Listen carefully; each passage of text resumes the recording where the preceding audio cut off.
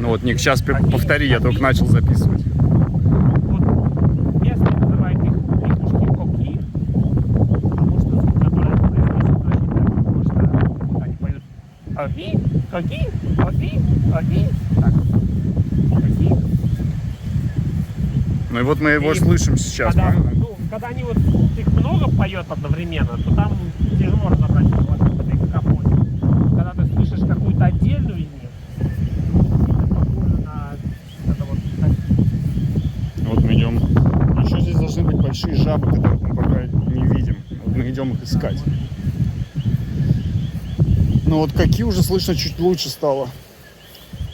Какие. А, так там еще и вода, да, есть? Там какой-то канал? Да, там канал. Я сначала первые пару дней я все-таки думал, что это, наверное, птички поют. Вот. А потом вам рассказали, что это лягушки? Потом... Ну, то есть, было странно, что птицы поют ночью, и мы как-то, в общем... Ну в общем, да. мы слышали до этого, что здесь живут эти лягушки, и они так орут. Вот. Мы сначала просто не могли расслышать в этом их пении, что это какие. Ну вот сейчас, кстати, их слышно стало очень хорошо. Какие. Они?